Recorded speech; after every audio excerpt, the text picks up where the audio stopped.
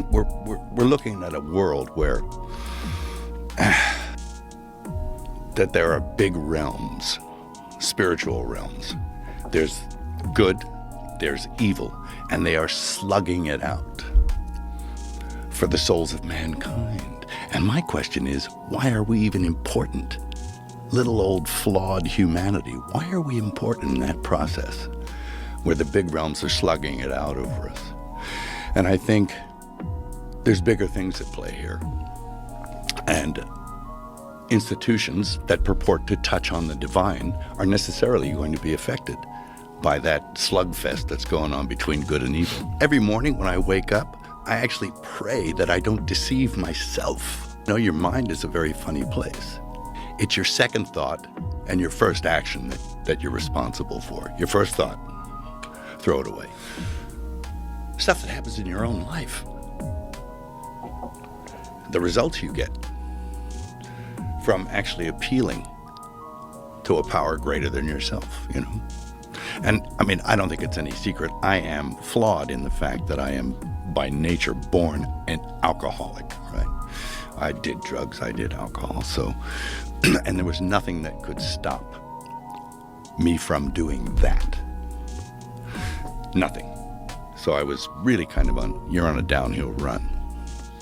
So I regard the fact that I was able to appeal to something greater than myself to help me and actually stop me doing that. I think that's a miracle.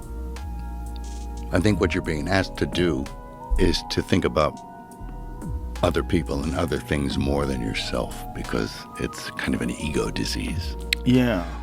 So if you... That is the problem with addiction, right? It's very narcissistic. Very narcissistic. Because you're constantly thinking about yourself and what you need. Mm-hmm. I need a drink. I need a bump. I need I need something. Sure, I need and no matter what you need, it's never going to be enough. Right.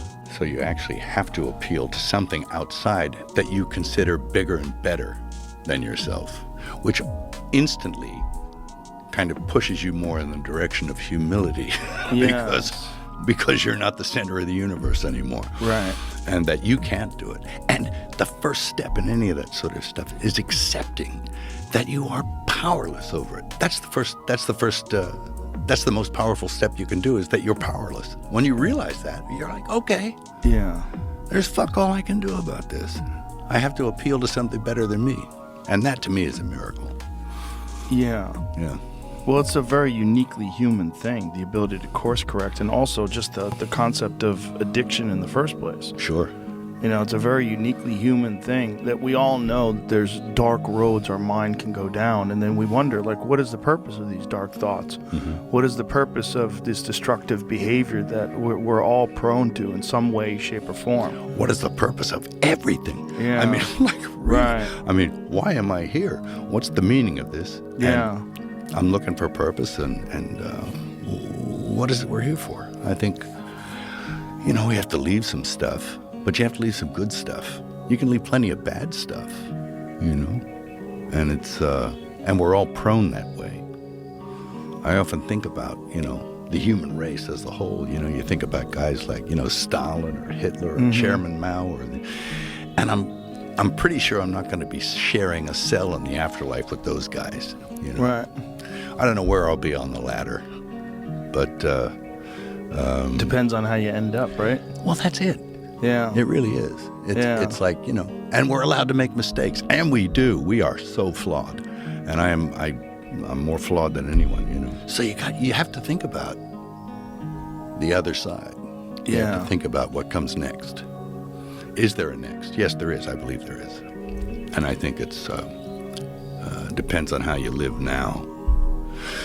And the beauty of believing is that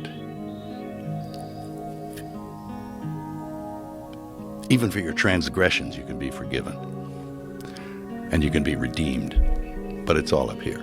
Right. You know. It's the true acceptance and understanding of what you've done and what you should do. Sure. You have to look at yourself honestly. Yes. Yeah. Absolutely honestly. You have to be able to accuse yourself and understand that it's a great deal of mercy involved in the fact that I believe that God sent his son down to tell us, okay, I'm going to ransom you people from your fallen nature, and I'll give you a roadmap on how to do it. And people do it. There's even people that do it that have never even heard of it.